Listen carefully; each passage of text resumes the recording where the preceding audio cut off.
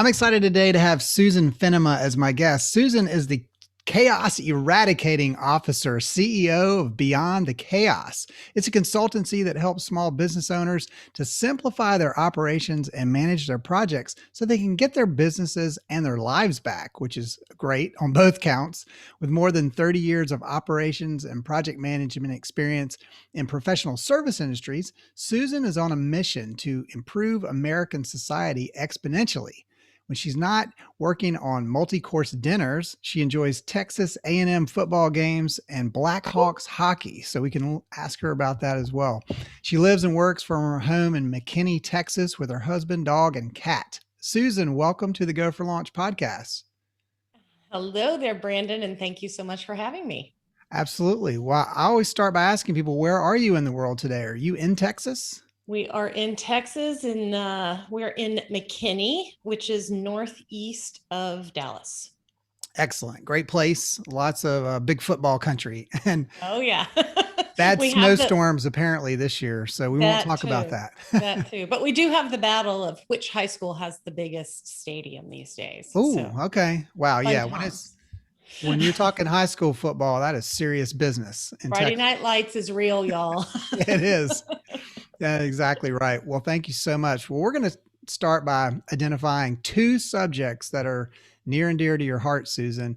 The first is chaos, and the second is structure. So they're sort of counterbalancing. And I'd love you to start by talking first about what you mean by chaos, and then also how can structure serve as a remedy? Sure. So I'm a small business owner too. So even though I know how to remedy it, every now and then I get in this mode too, right? Your client is mad at you because you didn't deliver your stuff on time. Your team is frustrated because they don't know what to work on next. The phone is not ringing, or maybe it is. Either way, it's stressful. Your email box is completely overflowing, and you literally are just sitting there going, I, I don't even know what is my next priority to take care of. Mm, I don't even know what to do. It is complete and total overwhelm. And that is essentially chaos. So many small business owners operate in this world, enough mhm. so that I created a business for it. And it is something that is absolutely controllable. Well, that's good to know because a lot of people seem to thrive on that, which we're going to talk about. Not the structure part. They thrive on the chaos, or at least they think they can or should or whatever, wear it as a badge of honor. But why, Susan, why is structure important? And how can people start to implement that if their life or their business is, as you suggested, sort of out of control? Yeah. Chaos will start to dissipate if you put some structure around everything. So you need some processes. The reason the small business owner has to do everything is because he or she cannot get everything out of their head.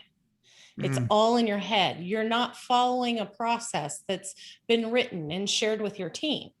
And when you're small, that's probably okay. You know, you're talking to a couple of people a day, no big deal. But as you start to scale, it gets out of control real fast. yeah. And you just can't talk to that many people. And many people find that they can't grow beyond three, four people, because that's just how many you can talk to each day. Mm, So putting that structure around your business is really what's going to set you free from it.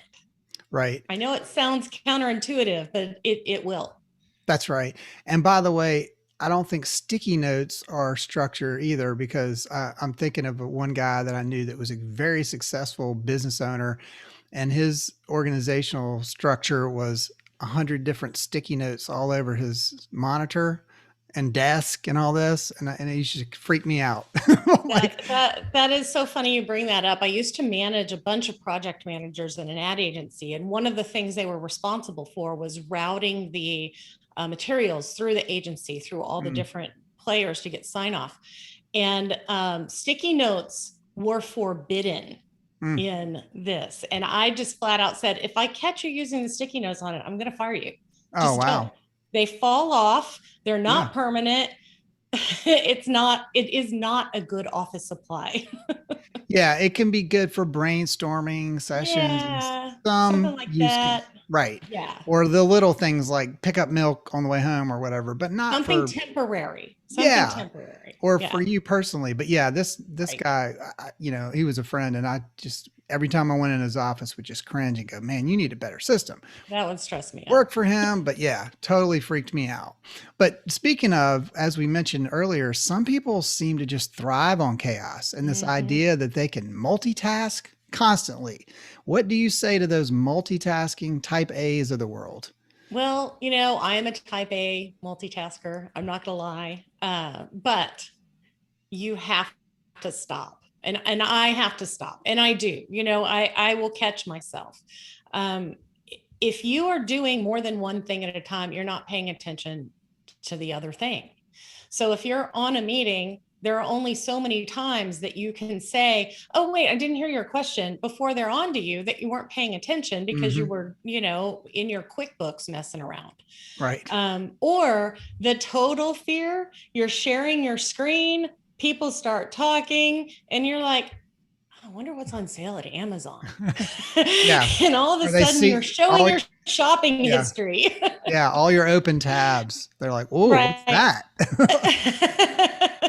So there's a lot of belief that you can do a bunch of things at once, but you can't. You really just need to tackle one thing at a time, move through them. Hey, I do that even like if I'm taking an online class. I have a hard time paying attention to an online Mhm. class, and I'll find myself start to meander and start to figure out something else to do. And before I know, I haven't learned one thing. I have to do it over. So, just tone that down, separate things. If you need to knock out a whole bunch of little tasks, then plan a certain time in your day to knock out a bunch of little tasks. Right.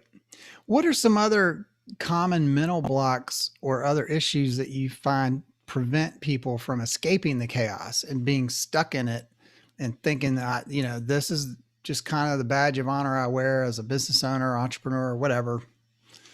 Well, you're right. Some wear it as a badge of honor. I worked for somebody that I was trying to get him to be more task oriented, work off your list that will help you stop being overwhelmed. And he had things on a list that were from 2 years ago. Mm, And I'd be like, you're never going to do them. Just get rid of it.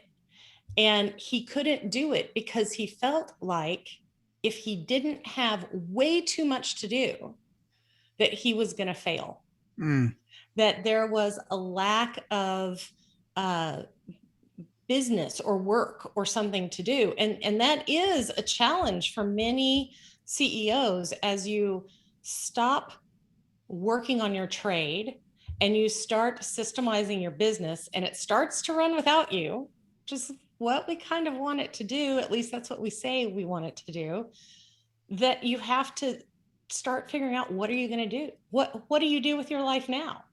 What what are all those things that you've been missing out on that you haven't been doing? hmm Yeah, well, and it's tough, like you said, as you transition from being the doer to the owner, the thinker, the Yeah. strategist, or whatever, because the doing part of it is the busyness that makes people feel like they're getting stuff done, checking the boxes all day long.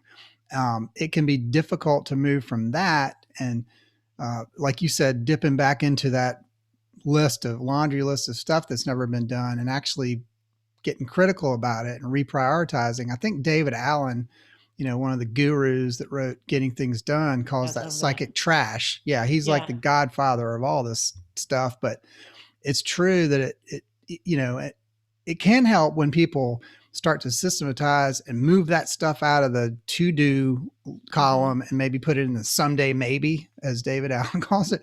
But even then, that can just become just this giant, Pandora's box of crap. So you do have to get pretty rigorous with yourself about, reprioritizing on a regular basis. I imagine you help people do that all the time. Absolutely. That's one of the things that is very important, is knowing what is next on your list and doing it in the right priority.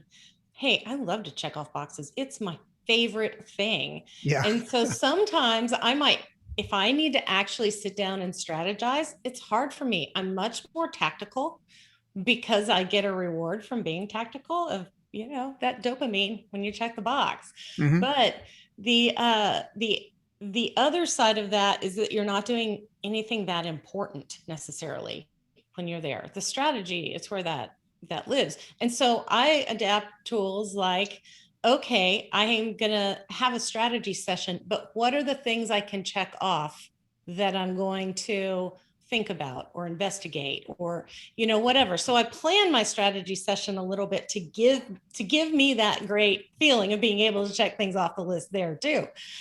So you can trick your brain a little bit. But the other is making sure that you are setting priorities. Anything to do with money, you need to do that first. That's Hmm. invoicing, that's selling, that's all those things. Getting your team moving, that's another one. If your team's sitting idle while you're doing all the work, your first job needs to be pushing that work off to them. Hmm. Even if you feel like you have too much to do, well, let them do something while you're doing your things too. So Yeah. there are some ways to prioritize those things for sure. You learn these things, early on in life. One of my first jobs, I hate to admit, was at Burger King.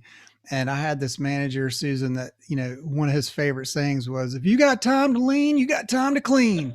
That's such a Never, such a kitchen phrase, isn't yeah, it? never forgot it, because I would use that later, with people that were doing websites or whatever. I'm like, man, if you got time to sit there, you got time to do something more productive with your time. So that's what bosses do, right? They look for people to be more productive.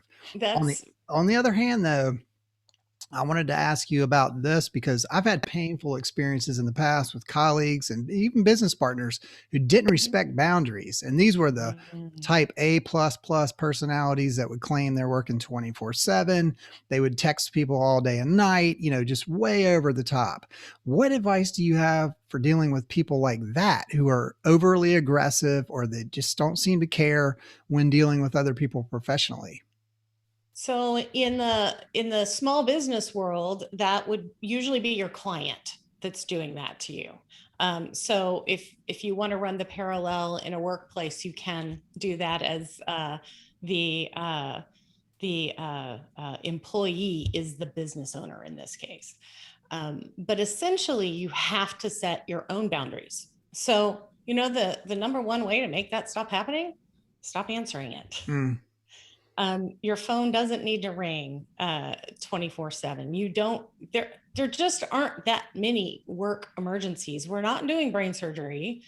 If you're a software developer and you service, people's servers, sure, those have to be up, but set up you can set up all sorts of notifications that will alert you differently from your client having your personal number and calling you at home. That just, if you can get out of that, that'd be great. I have an app that I have a phone, it rings on my cell phone, but it's a separate number and I just don't pay attention to it at night. mm, All of our emails have an ability to schedule these days. right. You can schedule an outgoing email. So if you're working on an email, if you want to work at night, you get to do you. That's the beauty of small business. You get to work when you want to work, but keep those boundaries with your client. Send that email, go ahead and write it, but schedule it to go out the next day at 8:03 or whatever time, you're starting work. And that starts to set their boundaries. So Hmm. you can reply to them, but just don't send it. Yes.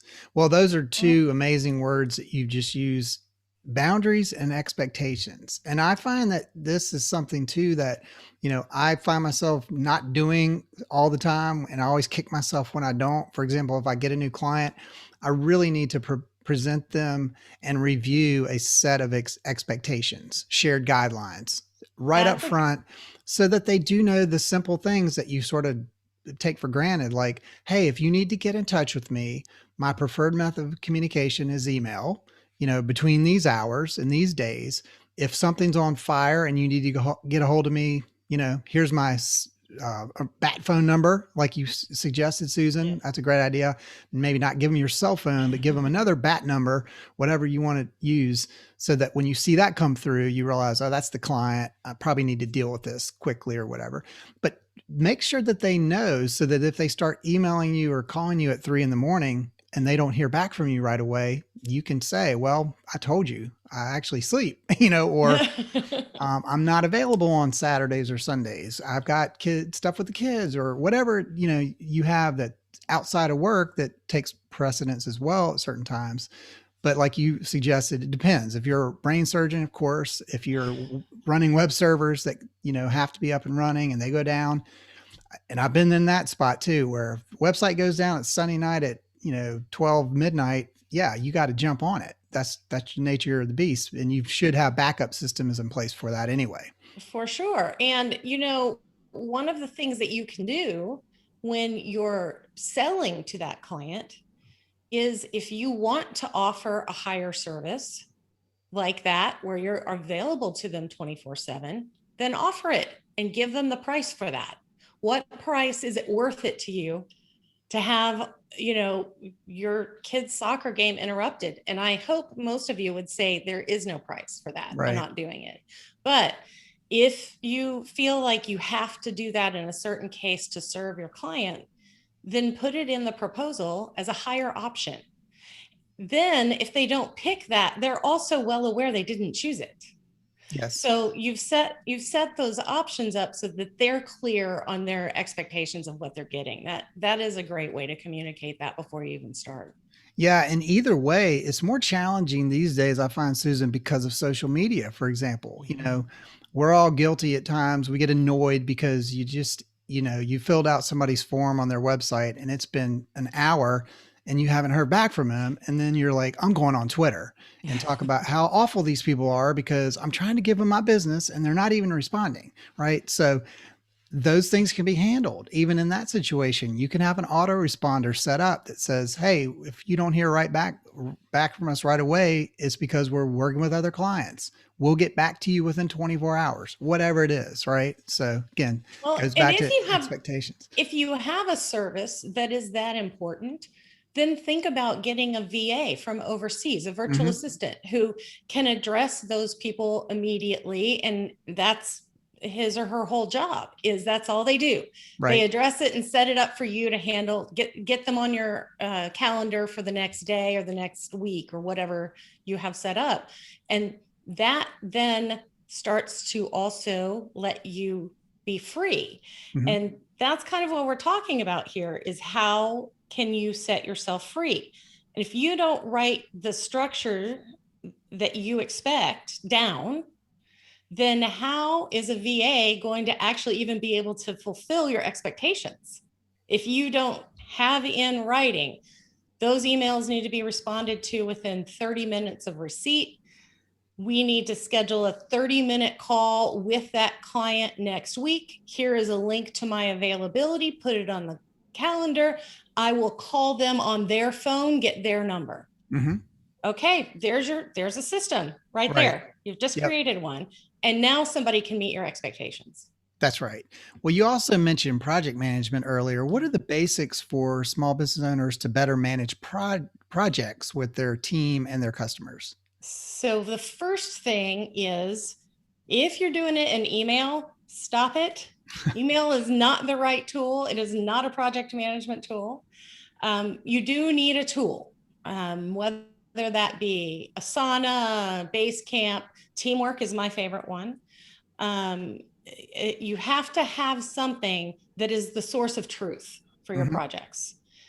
Your emails can go through these softwares so that you don't have to get them. Turn off your notifications. Don't get the emails in your inbox. Go into the tool and look at what has come in.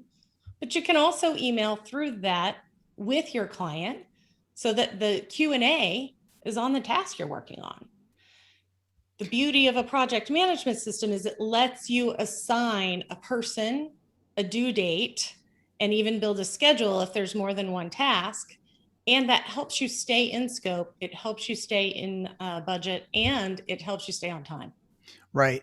I think personally, there's no excuse these days, 2021, when we're recording this and putting this out there, for someone not to use a project management system. There are plenty of them available, Mhm. back to the granddaddy of Basecamp or whatever. But like you said, there's Asana, Trello. I use ClickUp. You like Teamwork. There's so many of them. But one of the problems I've found, Susan, and maybe you can address this as well, is the Luddites, the technophobes, whatever you want to call them, or the people that are just risk averse, change averse, that say, don't try to shove another tool down my throat. I just like my email inbox, and by golly, that's all I want to use. How do you deal with those people? Well, Brandon, you mentioned it's 2021, right? Yes. When I graduated from college in 1988, Back in my day. Yeah. long time ago, right? Yeah. Back I'm in my day. 87. Yeah. Get off my lawn. Yeah. My We didn't have I this stuff back then. We right? didn't even have computers. So We didn't, but a Mac came out yeah. at that point. And if you are older than me, you have also been in the business world for it's 40 years, people. It's Mm-hmm. 40 years. If you have not started to be able to learn technology, either growing up with it and using it properly or becoming adjusted to it, you are going to work yourself out of a job. Mm-hmm. You just have to be able to use software. Open your mind, be willing to change. And that's actually one of our values, is that we believe technology is also the right technology, used the right way, will also help set you free. And our clients, if they are technophobes like you're talking about, they're probably not a good fit for us. Mm-hmm. If they want to write it on paper, they're probably going to struggle, and they're going to struggle growing as well, because who are they going to walk it down the hallway in their office? And how Right. many people even have offices anymore? Yeah. You A couple of things I tell people, and you may corroborate this as well, but if they're trying to choose between three, four different things, which is common because their IT person likes this, somebody else says, no, I like that. Well, then they all have free trials. So if you've burned through a free trial, get somebody else in your circle to do a free trial for 7 to 14 days. Maybe, compare and contrast two or three, and then pick that finalist and just go all in, right? For sure, go all in, because all of these tools, I hear that all the time. Oh, Asana doesn't work for me. Mm-hmm. Oh, we can't use Basecamp. Oh, Teamwork's too complicated. We can't. They just don't work. And the fact of the matter is, they do. There are plenty of businesses using only those tools to perfectly manage their projects. So what's important is that you pick one, go all in, and then build a system around how to use it. Mm-hmm. It's not just that you have the tool. It's not magic. It's not going to magically make all this stuff happen. You have to actually use it. I always compare it to, putting a hammer and a nail next to a picture and just hoping. Hoping they'll hang each other. I'm sure it'll get hung, right? Yeah. Not the same thing. Mm-hmm. You have to measure it, and where's it going to go, and how high is it going to be? All of those things, same kind of thing to use this tool. Who does what, who's in charge of what. Most of these tools have multiple options. For example, Asana and Teamwork both have Kanban boards, or they can do task list or Gantt charts. There's a bunch of different options. So if you're not being consistent in your business, and one person's using Gantt and one person's using the Kanban boards, you're going to even get more confused. So systemize how you're doing that, build templates around those projects that you are repeating the steps of. And here's my template tip. You can always remove steps. Trying to remember to add them is hard. Right. So put them all in and delete the ones you don't need on a smaller project. Yeah. Another piece of advice I have for any of the business owner types that are listening to this is to, drink the Kool-Aid a little bit. It doesn't mean you have to use the tool all day long yourself, but get involved in those initial sessions when it's being implemented and set up so that you know enough and that you are paying attention. If you set up your expectations and your boundaries and say, if we're all going to be using Asana, I'm not going to be in here every day necessarily, but if you need me, then you get in touch with me this way, right? You at message me or whatever and give me a certain amount of time. But what happens, I think, Susan, from in my experience, is if the business owner and the others around him or her don't take it seriously and don't adopt it, then everybody else feels like, well, I get a pass because, if Susan's not doing it and Brandon's not doing it, why should I do it? If you don't think that your example matters, you're just totally wrong. Your team will take your lead. And if you're in there working in it, and if I mean, my team, every now and then I'm like, hey guys, there's 24 late tasks. I need it cleaned up now. Yeah. So you know what you're looking at, right? even they if you dip in there for 2 minutes. Right. They know. And that literally takes me 30 seconds to find out. Yeah. They need to know that they are held accountable for that.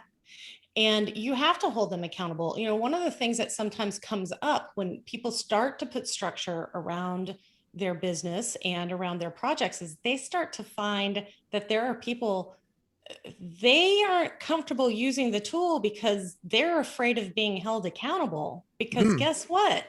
They might not be doing their job. Interesting. And this kind of stuff sometimes comes to light. It's not often, but it's something we always want to make people aware of.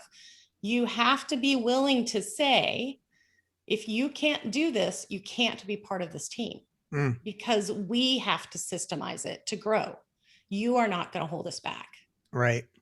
It's a tough one. I mean, I'm dealing with a client now who's the ultimate CEO, and he was insistent on getting this new team of several players, including myself, internal at their organization, and another external player, to adopt a system, which we did. And this person's not using it and, started to complain about the lack of communication. And we all said, we're communicating just fine in the system that you asked us to set up. So you need to learn how to use the system. That's the bottom line. So, and absolutely on. That is very important. And also, usually the owner is the one that has all of those templates and systems in his head. All of that stuff that you can't let go of because you're the only one who knows it. You have to work with somebody to actually pull that out of your brain. And then it's an ongoing process. I find all the time, great, we think we have it all. Let's roll it out. Let's have the software developer follow this startup process for this new project. And all of a sudden you get these questions. You're like, oh, well, I didn't even know that was supposed to be in there, because the business owner didn't tell us when they were trying to brain dump. But now you have some place to go fix it. You go to the template, you edit the template, and the next time that question's not there, it's managed. Right. Yeah, it's brilliant. Again, if you're working at Burger King or you've got a, big ad agency or whatever, more complicated, it's systems are what allow you to scale. And that's how every fast food, restaurant or whatever is able to drop a new location in and hire people, and they're up and running within a matter of days because there's systems in place for that. Absolutely. And they do it the same way every time. And they greet you, look at something like In-N-Out or Chick-fil-A. Yes. Even the words they use to greet you are the same. Yeah. And that kind of branding needs to happen through your business. If you're not, as soon as a client starts with you, if you're not onboarding them the same way as you onboarded maybe the person that referred them to you, well, your brand's not the same. You're just randomly doing something. So that person might even be concerned that maybe they didn't buy the same thing that their friend referred them to. That's right. So just be careful, because all of that is part of who you are as a company, that outward look. Absolutely. Let me ask you one quick question as we were starting to wrap up, and then we'll see where people can learn more about you. But you've had experience, especially in code, I'm sure, managing teams virtually. What are some of the pitfalls to avoid and best practices to implement when it comes to virtual management? I personally have been virtual for 11 years. Okay. My business started as a virtual business 5 years ago. So I was a virtual employee before I was a virtual business owner. Many of our clients are virtual as well. One of the big things that's important if you're making that transition is to acknowledge the value that your team member brings to you instead of the hours that they're punching on a clock. Mm. And what those hours are. If you need 8 hours of work because you're a software developer who bills by the hour, that's fine. But in this world where we have husbands home in the afternoon when they're used to be at work, and kids coming and going at all hours, and maybe a sick parent that's staying with you, you have to adapt personally so that you can still do your job and still take care of all of this. And we need a little more leniency from our business owners who are not used to that. They're used to, did you check in at 8? Are you still working every time I walk by your desk? You don't have that ability anymore.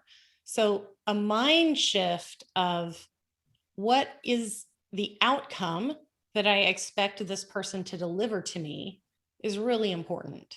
Yes, I do think there'll be a residual effect for maybe forever from I think COVID so too. because for a lot of people, I think that Band-Aid has been ripped off big time as far as that punch the clock type of mentality. I've been guilty of it as well in the past because when you hire people and you're paying them, and especially if you have a physical location like I have had in the past, yeah, you look at the clock and go, I told everybody we start here at 8:30 and it's 9:30. Why are you here late? And conversely, everybody sort of agrees, okay, we're here from 8:30 to 5:30. But if they've got stuff to do, like you said, they feel guilty. Oh, I got to take personal time to go run to the dentist or whatever.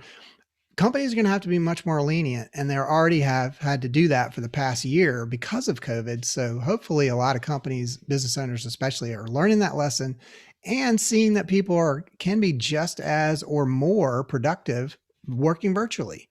And here's another part about technology, right? You have to use the technology to work virtually. It's a communication tool, whether it's Zoom or Slack. Man, I don't even know where my business would be if we didn't have Slack. Right.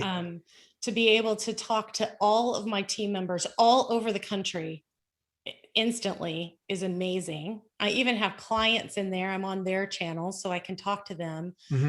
It in my team, it even helps us to build a culture. We're asking every morning silly, fun questions in one channel where everybody answers them. Mm-hmm. Things like today, it was, should we keep daylight savings time or not? A resounding no when you wake up and you're like, it's dark. I want to go back to bed. Those types of things versus we also have a channel where everybody checks in as soon as they start working. They tell us what is their priority today, what did they do yesterday, and is there anything that they need help with? Mm-hmm. Every morning, those three things. That's And great. that lets us be able to say, oh, wait, don't do that. They didn't pay us, or, things like that. So you have an idea what people are doing and when they're online and, getting in for the day. Absolutely. Well, Susan Fennema, we've been speaking a lot about great topics here. Where can people learn more about you and your business?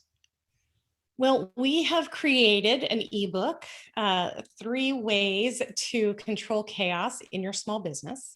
And if you would like to go and download that for free, you can do that at beyondthechaos.biz/ebook. Okay, great. And there's and if you just want to talk to us, if you go there, you'll also get all of our contact information. You can reach out through the site.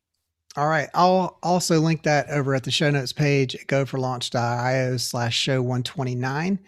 Well, Susan, thank you so much. This has been a lot of fun, and I really appreciate all your time and insights. Thanks, Brandon. It was great to be here. Thanks for having me.